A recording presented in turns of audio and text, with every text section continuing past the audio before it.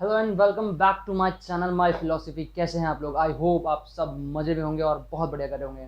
तो गाइज मैं वापस आ चुका हूँ अपनी एक नई वीडियो इंटरेस्टिंग टॉपिक के साथ, और उम्मीद करता हूँ ये वीडियो आपको बहुत पसंद आएगी। और इससे पहले कि हम वीडियो स्टार्ट करें गाइज, मेरी एक छोटी सी रिक्वेस्ट है यार कि अगर आप इस चैनल पर नए हैं और पुराने भी हैं तो प्लीज़ इसको शेयर कीजिए, सब्सक्राइब जरूर कीजिएगा। मतलब नए हैं तो सब्सक्राइब कीजिए और पुराने हैं तो शेयर कीजिए, और बेल आइकन को दबाना मत भूलना ताकि मेरी आने वाली हर एक वीडियो, हर एक अपडेट आप तक पहुँच जाए। तो गाइज आज मैं एक नए टॉपिक के संग आया हूँ जो कि अभी ना पूरे मार्केट में बूम मचा, मतलब धूम मचा चुका है, उसकी बूम है पूरे में, है ना। सेंसेशनल टॉपिक है। मतलब आप कोई भी न्यूज़ चैनल उठा लो, कोई भी न्यूज़ पेपर उठा लो, एक ना एक कॉलम, एक ना एक ब्लॉग, एक ना एक बाइट, है ना, उसकी आपको मिल जाएगी इसके ऊपर। तो क्या है टॉपिक? जैसे कि आप लोग ऑलरेडी थंबनेल में पढ़ चुके हो उसके बारे में। ईडी के ऊपर हम बात करने वाले हैं आज, और इन्फोर्समेंट डायरेक्टर के बारे में, जो कि यहाँ पे लिखा भी हुआ है, पढ़ सकते हैं। इन्फोर्समेंट डायरेक्टरेट और इसकी पूरी इन्फॉर्मेशन है, ये सारा इसके रिलेटेड ही है टॉपिक पूरा ही। तो हम इसमें पूरा कवर करेंगे आज।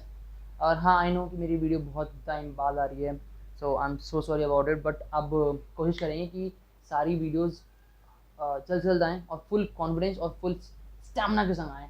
तो स्टार्ट करते हैं बिना टाइम वेस्ट के। गाइस, इन्फोर्समेंट डायरेक्टरेट है क्या? तो मैं आपको पहले एक पूरी स्ट्रक्चर बताता हूँ कि इस वीडियो में आपको क्या क्या देखने को मिलने वाला है, हाँ, तो मिस मत करना।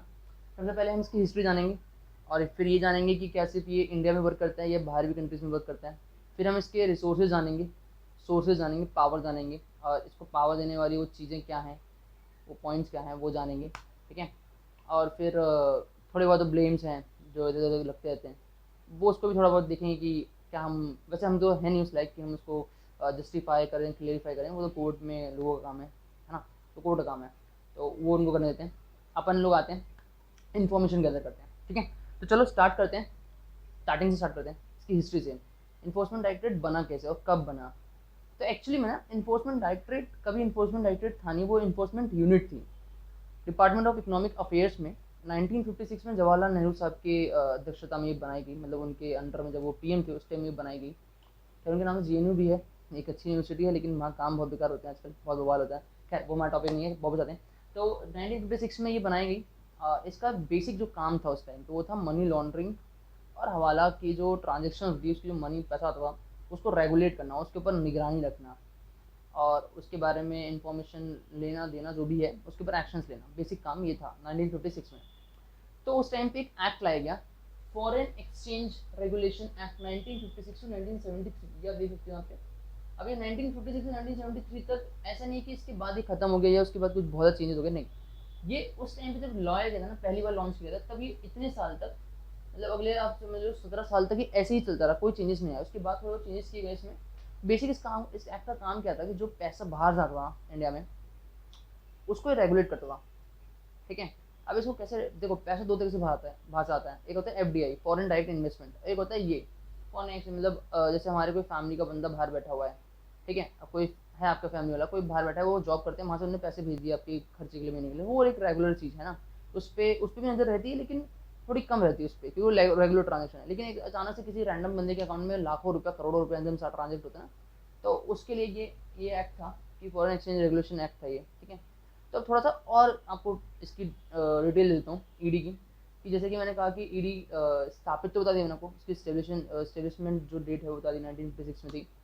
अब उस टाइम पे ना ईडी के सिर्फ दो ब्रांचेस थे, मुंबई और कलकत्ता में, जो कि आज के टाइम में 26 बन चुके हैं, जिनमें 5 मेन है, मुंबई, कलकत्ता, दिल्ली, चेन्नई एंड चंडीगढ़, ठीक है। इसमें दिल्ली जो है वो हमारा हेड क्वार्टर है, जो इनके सबसे ऊपर के ऑफिसर होते हैं वो यहीं बैठते हैं, और बाकी के 10 जोनल ऑफिस और 11 सब जोनल ऑफिस हैं, ठीक है। वो आप गूगल कर लेना, उनकी लिस्ट आपको मिल जाएगी। सो जब फेरल आएगा, तो फेरा का काम क्या था ना, जब बाहर से पैसा आ रहा है उसको रेगुलेट करना, उसके ऊपर निगरानी रखना। इसको आप ऐसा समझो कि मान लो मैंने अपने दोस्त को 50 पैकेट मैगी के दिए, ठीक है। अब मैगी का नाम सुन के भूख लगे तो हम सॉरी पता है, लेकिन अब सुनते हैं, आगे सुनते हैं। एग्जाम्पल है कि 50 पैकेट मैंने मैगी के दी दोस्त को अपने। अब उसके पास जो भी रिक्वायरमेंट थी, उसकी भूख लग रही थी, उसको जो भी था, उसके पास 5 दिन का खाना नहीं था, उसने मैगी मंगा ली मुझसे, मैंने दे दी, ठीक है। तो उस काम पे ना किसी को कोई निगरानी थी नहीं, कोई देख नहीं रहा उस काम को कि मैंने उसको 50 पैकेट मैगी की दी है, उसने लिए कि क्या करें क्या नहीं करें, कोई नहीं जानता, ना मैं जानता, ना वो जानता, ना कोई और जानता भी, ठीक है। अभी हम उसको ऐसे मान लेते हैं। तो फेरा जाने के बाद क्या हुआ, उस पर ना एक निगरानी करने वाला बंदा बैठ गया, मान लो उसकी मम्मी बैठ गई अब सामने। अब उनको मालूम है कि मैंने अपने दोस्त को, मतलब उनके बेटे को, उसके दोस्त ने 50 पैकेट मैगी के दिए हैं, ठीक है। अब मान लो लड़का जो है, मेरा दोस्त जो है वो कहीं भी कोटा वोटा में कहीं पढ़ता है, मान लेते हैं एग्जाम्पल लेते हैं, कोटा में पढ़ता है, स्टूडेंट है वो, तो मैंने भेज दिया उसको, तो उसकी मम्मी को मालूम है कि 50 पैकेट मैगी का आया है, ठीक है। अब वो उसको खा रहा है नहीं खा रहा है वो देख रही हैं। तो अब इसमें क्या होता है ना कि 1956 में जब ये लाया गया था, इसकी एक्चुअली ज़रूरत क्या थी, ज़रूरत ये थी गाइस कि उस टाइम पे ना 1947 से इन्वेडर्स जो थे, मतलब पाकिस्तानी इन्वेडेशन बहुत ज़्यादा बढ़ गया था, ठीक है। वो इन्वेड बहुत ज़्यादा कर रहे थे पाकिस्तानी, चाहे वो टेररिस्ट हो चाहे उनकी मिलिट्री हो, कुछ भी हो, वो मतलब तरीके से करते थे। तो अब उसके बाद और भी कई सारी ताकतें थी, बाहर की कंट्रीज थी जो हमारे खिलाफ एक्शंस ले रही थी, प्लानिंग चल रही थी काफ़ी ज़्यादा। तो उस कंडीशन में कभी हमारी स्टेबिलिटी है, जो अभी हम नए नए अभी आज़ाद हुए हैं, है ना, अभी रिपब्लिक हुए हैं, तो उसको कहीं स्टेबिलिटी को काउंटर ना किया जाए, उसके लिए एक्ट बनाया गया, ये इन्फोर्समेंट यूनिट बनाई गई थी इंडिया में। उसके बाद ये इन्फोर्समेंट डायरेक्टरेट बाद में इसका नाम हो गया। अभी भी इकोनॉमिक्स अफेयर्स में ही काम करती है, department of economics affairs and department of finance जो भी है उसमें काम करते हैं लोग, अभी उनके अंडर में आती है। तो जब ये बनाई गई तो इसका बेसिक एम तो था आपको मनी लॉन्ड्रिंग वाला, ठीक है। अभी फिर समझा दिया मैंने आपको एग्जाम्पल के साथ। अब 1973 तक ये चलता रहा, तो उस टाइम तक ना क्या था कि इंडिया में बहुत ज़्यादा ऐसे करप्शन बड़े लेवल पे हो नहीं पाया, क्योंकि इंडिया एक उभरती हुई कंट्री थी, उसमें बहुत ज़्यादा रिसोर्सेज थे ही नहीं, पैसा था ही नहीं, तो उसके छोटे छोटे होते थे फ्रॉड। लेकिन जैसे जैसे टाइम आता गया, बढ़ता गया, और लोगों के पास पैसा आता गया, रिसोर्सेज बढ़ते गए, है ना, तो उसमें करप्शन बढ़ता गया। अब करप्शन बढ़ते बढ़ते 1990 आया जब फेमा लाया गया, ये था फॉरेन एक्सचेंज मैनेजमेंट एक्ट, ठीक है। ये 1990 में आया था, राजीव गांधी के टाइम पे आया था ये। तो इसका काम क्या था, जब वो पेरा काम कर रहा था अपना, ठीक है। लेकिन अब क्या हुआ ना कि इस बीच में गवर्नमेंट को ये बात समझ में आने लग गई थी कि जो ये पैसा बाहर से आ रहा है ये रैंडम लोगों के अकाउंट में तो आ ही रहा है, लेकिन अब इस चीज़ को घुमाकर, थोड़ा सा घुमाकर, वो एनजीओ का सपोर्ट ले रहा है। एमनेस्टी का नाम सुना होगा आपने, एमनेस्टी को भी बैन इसलिए किया गया, उसके उसके ऊपर इल्ज़ाम थे कि भाई वो बाहर से फंडिंग करा रहा था, उल्टी सी फंडिंग लेकर था, और देश में देश विरोधी चीज़ों को बढ़ावा देता था। अब वो कई तरीके से होते हैं, वो टेररिज्म हो सकता है, वो नक्सलाइट हो सकता है, वो रेडिकलाइजेशन हो सकता है, वो बहुत सारी चीज़ें होती हैं, है ना, पत्थरबाजी हो सकता है, सब कुछ हो सकता है। तो ऐसी कई एनजीओ के ऊपर इल्ज़ाम लगे। और मैं एक बात क्लियर कर दूँ अपने एंड से कि हर एनजीओ अच्छी नहीं होती, हर एनजीओ बुरी नहीं होती है, ठीक है। तो कोई भी इस पर वो मत करना किया तुम तो खिलाफ हो उसके, ये और ये वो। तो इसको लाया गया। अब इसके पीछे एक्चुअली एक रीज़न और था कि वैली में, कश्मीर वैली में और इंडिया के कई सारे इलाकों में ना टेररिज्म बहुत ज़्यादा बढ़ रहा था, और रेडिकलाइजेशन बहुत ज़्यादा बढ़ रही थी, बार बार दंगे हो रहे थे। तो उसमें जब पाया गया कि भाई एनजीओ का, कुछ एनजीओ का साथ है या कुछ लोगों का ग्रुप का साथ है जो बाहर से फंडिंग उठाते हैं और इंडिया में इसके खिलाफ काम करते हैं। अब चूंकि ईडी थी जिसका मनी लॉन्ड्रिंग और इसमें काम था ही, तो उसको सारा ये पावर और दी गई फेमा के थ्रू। अब उसके बाद इसका थोड़ा अपग्रेडेशन और हुआ 2002 में अटल बिहारी वाजपेयी के टाइम पे। अटल बिहारी वाजपेयी के टाइम पे आ गया पीएमएलए, देखो मनी लॉन्ड्रिंग के काम में पहले ऑलरेडी ईडी थी, लेकिन अब उसके लिए स्पेशल एक्ट बना दिया गया, prevention of money laundering act 2002, ठीक। इसको इसलिए बनाया गया ताकि जो मनी लॉन्ड्रिंग हो रही थी उसके ऊपर नकेल कसी जाए, है ना, उसके थोड़ी स्ट्रिक्टनेस चलाई जाए। अभी मनी लॉन्ड्रिंग होता क्या है, मनी लॉन्ड्रिंग होती है कि मान लीजिए भी एक नेताजी हैं, उनके पास 200-250 करोड़ रुपये है, करप्शन कर लिया उन्होंने, बढ़िया दबा के करप्शन कर लिए हैं, पार्थ चटर्जी टाइप्स, है ना, उन्होंने कर लिया करप्शन।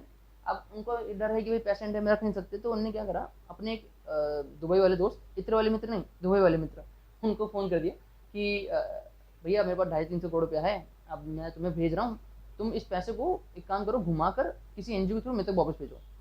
तब वो बिजनेसमैन पागल तो नहीं, 250-300 करोड़ रुपये भेज देगा, तो वो गारंटी मांगते हैं। तो गारंटी के तौर पर मंत्री जी ने क्या करा, अपने एजेंट को फ़ोन करा दिल्ली में, दिल्ली बिहार जहाँ भी हैं वहाँ फ़ोन करा, और उन्होंने किसी बिजनेसमैन जो मतलब इंटरनेशनल लेवल पे ट्रांजेक्शन खेलते थे, उनकी हेल्प ली कि सारा फलाना पैसा है फलाना साहब का और इन फलाना साहब को भेजना है। तो उन बिजनेसमैन साहब ने उठाकर वो पैसा दुबई भेज दिया, उन बिजनेसमैन, दुबई वाले बिजनेसमैन भैया को, ठीक है। अब वहाँ भेज दिए, तो हुआ ये कि जब वहाँ भेज दिए तो वहाँ से उन्होंने पैसे उठा के किसी भी एक इंडियन एनजीओ में जो भी मंत्री जी से लिंक थी या उनके थ्रू कहीं से कनेक्टेड थी, उसको भेज दिया पैसा। अब हुआ इस मनी लॉन्ड्रिंग में क्या होता है ना, मनी लॉन्ड्रिंग के पैसे में जल्दी से ट्रैक नहीं होता पैसा। आईटी इनकम टैक्स डिपार्टमेंट ऐसे नहीं कि ट्रैक नहीं कर पाता, ईडी ट्रैक नहीं करता, लेकिन वो जल्दी ट्रैक नहीं होता, रिफ्लेक्ट जल्दी नहीं होता, ये काफ़ी घुमा घुमा के पैसा आता है, किसी तीसरे चौथे पाँचवें जाके आता है पैसा। तो उस चक्कर में ये एक्ट लाया गया ताकि ईडी को और पावर मिले, और ये इंटरनेशनल लेवल पे, बाहर के लेवल पे भी जो बाहर के थ्रू फंडिंग आ रही है उस पर भी और कार्रवाई कर सके, उस कंट्री में जाके भी थोड़ा बहुत वो कर सके, तो उनसे काफ़ी लिंक होते हैं इनके से, ठीक है। अच्छा, अब इसमें एक पीछे का एक और किस्सा को जो मैं बता रहा, फेमा वाला और फेरा वाला, जो मैंने मैगी वाला बताया था। तो फेमा में डिफरेंस क्या हुआ, फेरा में तो बता दिए 50 पैकेट मैगी के दिए, उसकी मम्मी बैठी है देख रही है 50 पैकेट मैगी के इसके एक दोस्त ने दिए हैं और ये खा रहा है नहीं खा रहा है वगैरह वगैरह। अब फेमा में क्या हुआ, मैनेजमेंट में क्या हुआ कि जो मैंने 50 पैकेट मैगी के दिए, तब उसकी मम्मी को ये मालूम है कि किस एग्जिट बंदे ने 50 पैकेट मैगी के दिए, इसने किस उद्देश्य से मांगे हैं, ठीक है, मेरे बेटे ने, और अभी उसका कर क्या रहा है, एग्जैक्टली इसका एग्जीक्यूशन हो कैसे रहा है। मतलब तुम मान लो पहले सिर्फ रेगुलेशन था कि पैसा आ रहा है जा रहा है, किसके पास से आ रहा है किसके पास जा रहा है, इतना था। अब ये हो गया कि इसका पैसे का यूज़ कहाँ कहाँ हो रहा है, ठीक है। तो अब ईडी के पास ये पावर होगी, ये भी चेक कर सकते हैं कि यूज़ कहाँ कहाँ हो रहा है। तो फीमा में ये होना कि मम्मी के पास ना नज़र हो गई कि भाई इसने मांगा तो खुद की खाने का, अब कभी ये गर्लफ्रेंड को तो नहीं खा रहा, और कहीं कम वक्त सस्ते नशे तो नहीं कर रहा मैगी बेच के। खैर कोई नहीं बेच सकता, बेचते भी होंगे क्या पता। तो हाँ, तो आंटी के पास अब पावर हो गई तुम्हारी कि भाई अब तो मैं देखूंगी बेटा खा रहा है नहीं खा रहा है, ठीक है भूख तो नहीं लग रही है नॉलेज। तो अभी फेमा ने ये काम करना शुरू किया, मतलब जो पैसा आ रहा है वो जिस काम के लिए, मान लो एनजीओ ने मांगा कि भाई हमें फंडिंग चाहिए ताकि हम बच्चों को पढ़ा सकें, वो बच्चों को पढ़ा रही है कि नहीं पढ़ा रही है ना, लोगों का उत्थान जो उसका अपलिफ्टमेंट है वो कर रही है नहीं कर रही है, उसमें काम लगा। अब पीएमएलए में तो बता दिया प्रिवेंशन ऑफ मनी लॉन्ड्रिंग, तो सीधा मनी लॉन्ड्रिंग के काम में था कि भाई जिसका पैसा वो बाहर घूम घूम के आ रहा है उसको पकड़ लो। अब आते हैं दूसरे क्वेश्चन पे। इसमें एक पॉइंट है FEOA वाला, ये मैं बाद में बताऊंगा आपको। पहले आते हैं दूसरे पॉइंट पे कि क्या सिर्फ इंडिया में ही ईडी काम करती है, ऐसी एजेंसी है कि बाहर में। तो हर कंट्री के पास अपनी एक इन्फोर्समेंट डायरेक्टरेट होती है, वो उसको अलग अलग नाम दे देते हैं। और इन सब के ऊपर जो ग्लोबल लेवल पे काम करते हैं ना, जो ईडी का ग्लोबल वर्जन है वो है FATF, financial action task force. ये क्या करती है गाइस, ये लोग क्या करते हैं ना, जैसे आपने स्विच, मूडीज, इनका नाम सुना होगा, दो एजेंसीज हैं, दो तीन एजेंसीज ऐसी जो लोग शेयर मार्केट में जो लिस्टेड कंपनीज होती हैं जिनका IPO आता है उनके ऊपर निगरानी रखती हैं, और उनकी बैलेंस शीट्स, उनका परफॉर्मेंस वगैरह सब कुछ चेक करके आपको एक रिपोर्ट जारी करती हैं हर साल कि भैया इस कंपनी के शेयर्स खरीदना सही है कि नहीं है, कि खतरनाक तो नहीं है वगैरह वगैरह। ऐसे अभी अडानी साहब के ऊपर इन्हीं दोनों एजेंसीज ने कहा है कि अडानी के शेयर्स बहुत ज़्यादा वाइब्रेंट है, उनको खरीदना अभी रिस्की है बहुत ज़्यादा। तो ऐसी FATF है, ये कंट्रीज की बैलेंस शीट चेक करती है और उसके परफॉर्मेंस चेक करती है कि वहाँ पे फाइनेंशियल ट्रांजेक्शन कैसी हो रही है, वहाँ की स्थिति क्या है वगैरह वगैरह, और कहीं वहाँ पर टेरर फंडिंग बहुत ज़्यादा नहीं हो रही, या उस कंट्री के थ्रू ऐसा कुछ नहीं हो रहा, उसकी लैंड ऐसे यूज़ नहीं हो रही है, या हवाला का पैसा वहाँ बहुत घूमते नहीं रहा, मनी लॉन्ड्रिंग बहुत ज़्यादा नहीं हो रही। जैसे आपने सुना हो ना कि FATF की ग्रे लिस्ट में आया पाकिस्तान और टर्की, तो ये कलरफुल लिस्ट निकालते हैं, काफ़ी कलरफुल लोग हैं ये लोग। तो इनकी योगी FATF की ईडी का ग्लोबल वर्जन है, मतलब इंटरनेशनल लेवल है। जैसे अपने कहते हैं Delhi police, Mumbai police, Haryana police, तो ये इनका जो एक इंटरनेशनल होता है वो इंटरपोल कहलाती है, वैसे ये ईडी का इंटरनेशनल लेवल है ये FATF। अब आते हैं कि FEOA क्या है। अब जैसे हमने मान लिया कि इंडिया में जो चीज़ कर रहे हैं लोग बाग, करप्शन कर रहे हैं या कुछ भी ऐसे कर रहे हैं, तो उसको तो इन तीनों के थ्रू ये पकड़ लेते हैं कि भाई बाहर से पैसा इंडिया आया, गलत काम करे उसको पकड़ लिया। अब इंडिया में पैसा जिस काम को मंगाया उस काम के लिए नहीं हो रहा, उसके लिए पकड़ लिया। अब कोई पैसा इंडिया से बाहर घुमा रहा है फिर वापस ला रहा है, ब्लैक को वाइट कर रहा है, तो पकड़ लिया। अब आते हैं FEO, तो ये है फिगेटिव इकोनॉमिकल ऑफेंडर एक्ट 2002, ये PMLA का सेकंड पार्ट है। इसमें होता क्या है कि जैसे मेहुल चोकसे, नीरव मोदी, विजय माल्या लोग जो इंडिया में पैसा लेते हैं, फ्रॉड करते हैं, फाइनेंशियल फ्रॉड करते हैं और बाहर भाग जाते हैं पैसा लेके, चुकाते नहीं है, तो उनके ऊपर स्ट्रिक्ट एक्शन लेने के लिए जो कानूनी कार्रवाई है, तगड़ी कानूनी कार्रवाई करने के लिए एक एक्ट बनाया गया, ये वाला FEOA, जिसके थ्रू ईडी को बहुत ज़्यादा पावर मिली कि ये भी बाहरी कंट्रीज में जाकर भी उन लोगों को ट्रैक कर सकते हैं, उनको पकड़ सकते हैं और फिर वहाँ पे उनको डिटेंशन में डालवा के डिपार्चर करवा के इंडिया वापस ला सकते हैं, ऐसा करते हैं। अभी काफ़ी ज़्यादा केस चल रहे हैं, अब मैं इस पर कमेंट नहीं कर सकता कि कितने सक्सेसफुल हुए हैं, काफ़ी काम चल रहा है, मुझे चोर को पकड़ा गया था अभी, ठीक है। ये तो हो गया इनके पावर, जिसके थ्रू ईडी को पावर मिलती है कि ये काम कैसे करती है।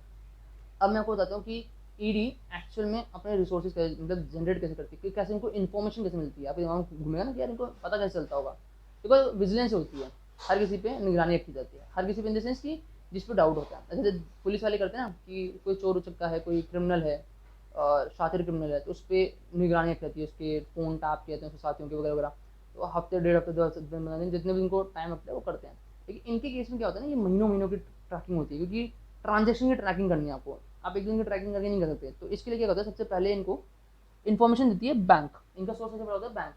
बैंक क्या करता है, जब भी आप 50,000 से ऊपर की लेन देन करोगे, मतलब डिपॉजिट विड्रॉल करोगे, तो उसमें आपको पैन कार्ड मंगाता है। तो ऐसे ही ऊपर ऊपर जाते हुए आपकी इन्फॉर्मेशन कलेक्ट की जाती है।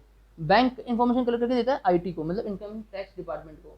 अब जब इनको डाउट होता है, इन दोनों को मिलकर डाउट होता है, इनकम टैक्स डिपार्टमेंट को डाउट हुआ, ठीक है, तो ये अपने इंटेलिजेंस ग्रुप को आपके पीछे छोड़ते हैं कि भाई सच में देखो ऐसा कुछ है भी कि नहीं है। अब इंटेलिजेंस ग्रुप के बाद इनको इनपुट्स मिलती हैं, और उसके बाद अगर ये टैक्सेशन का होता है कुछ मामला, मतलब टैक्स चोरी किया गया, तो इनकम टैक्स संभाल लेते हैं। और हम उसमें लगता है कि नहीं है, बहुत ज़्यादा पैसे की लेन देन हुई है, ऊपर नीचे काफ़ी कुछ किया गया है, माना मनी लॉन्ड्रिंग और हवाला का कुछ सिस्टम आया, तब ईडी को इन्वॉल्व करते हैं। और ईडी का एक सबसे बढ़िया इमेजिन फैक्ट बताऊँ तुम लोग को, 100 करोड़ से नीचे की डीलिंग तो ईडी आती ही नहीं है। मतलब मुझे गेम भी देखो कितना बड़ा है, 100 करोड़ से ऊपर के जब कुछ होगा तब ईडी को जनरली बुलाया जाता है, और उसके बाद ही सीन बनता है। लेकिन कई बार नीचे भी आती है। अगर मान लो 20-25 करोड़ का भी कुछ है घोटाला हुआ है और उसमें भी मनी लॉन्ड्रिंग का कुछ आ रहा है, सीन आ रहा है, तो एक बार को रेफरेंस के लिए भैया देख लो आकर, ऐसा कुछ है तो तुम्हारे मतलब वो काम तो नहीं है, पैसा तो निकाल के ले जाना, ऐसे IT वालों को देते हैं। तो अब इन लोग को मालूम कैसे पड़ता है, देखो बैंक कैसे डिस्क्राइब करता है या IT कैसे डिस्क्राइब करती है कि भाई ये पैसा जो है ये टैक्स से चोरी किया हुआ पैसा है या फिर कुछ ऐसा है। तो 3 तरीके होते हैं, एक होता है नॉर्मल, एक एबनॉर्मल और एक ओकेजनल। ठीक है, ये मेरी थ्योरी है।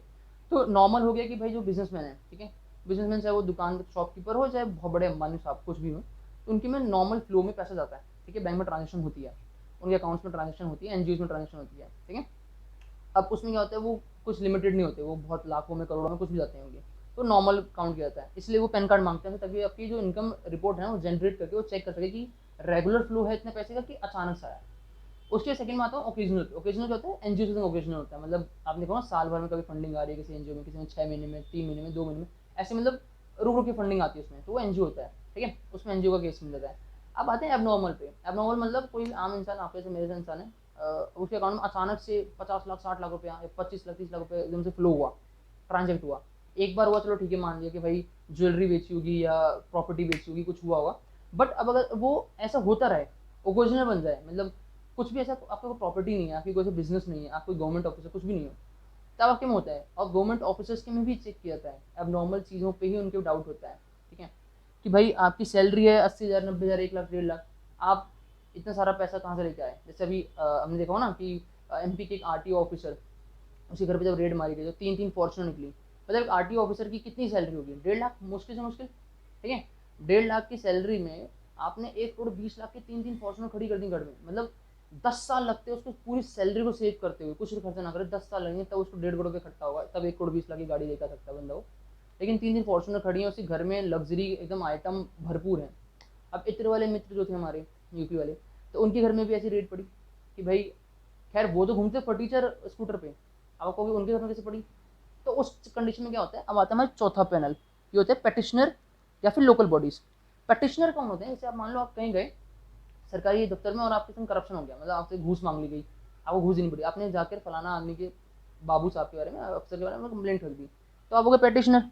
अब लोकल बॉडीज क्या है, कोई भी आड़ोसी पड़ोसी ने आपके जाकर वहाँ पे कंप्लेन कर दिया, किसी निचली ऑफिसर ने ही आपके खिलाफ कंप्लेन कर दी कि साहब ये तो करप्शन करते हैं, ये करते हैं, वो करते हैं। तो इन सब तरीक़ों से ED को इन्फॉर्मेशन मिलती है, इनकम टैक्स को इन्फॉर्मेशन मिलती है और फिर लोग मिल के कार्रवाई करते हैं।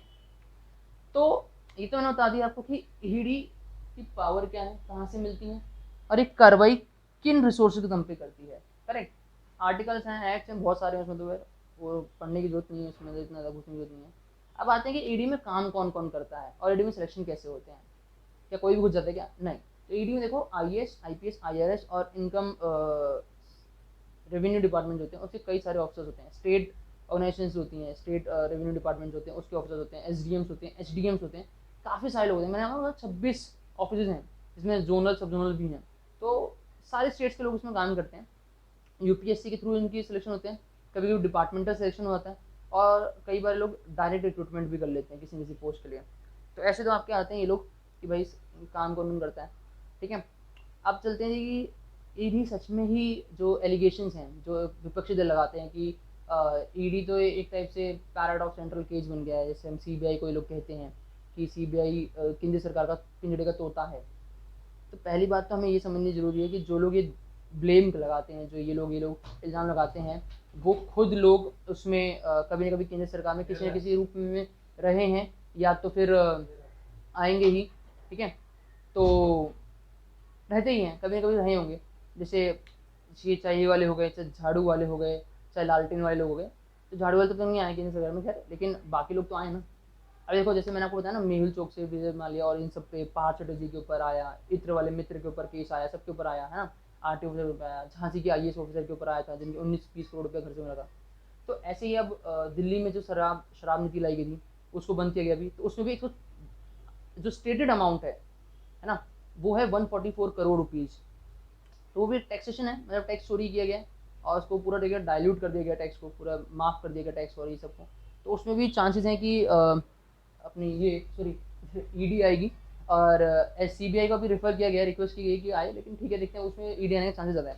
तो ऐसे केस में 100 करोड़ से ऊपर के केस में ED आती है। एक स्टैट मैं आपके साथ शेयर करता हूँ कि जब यूपी गवर्नमेंट थी, मतलब राहुल गांधी साहब जो अभी नेशनल हेराल्ड केस में पकड़े जा रहे हैं, है ना, अभी ममता बनर्जी के जो भतीजे हैं अभिषेक बनर्जी, उनको भी ये कहा गया है कि आइए ईडी में मुलाकात होगी 2 सितंबर को। तो राहुल गांधी साहब जो बाकी जो विपक्षी दल हैं इन पर कहते हैं कि ये ऐसा हो गए हैं, केंद्र सरकार को यूज़ कर रही है। तो यूपीए गवर्नमेंट के टाइम पे 112 रेड्स मारी गई थी। एनडीए गवर्नमेंट मोदी साहब के टाइम में ये 3000 से ज़्यादा रेड हो चुकी हैं। अब कहोगे बहुत सारी रेड तो फेक होंगी ना, सही तो कह रहे हैं राहुल गांधी और विपक्षी दल, फेक ही होंगी, केंद्र सरकार दबाना चाहती है। तो भाई आपको मैं 4 साल का डेटा बताता हूँ, गूगल पर सर्च करना मिल जाएगा आपको। 2017 से 2021 तक का है कि ईडी ने अपने रेट्स में ना 67,000 करोड़ रुपीज़ रिकवर करें।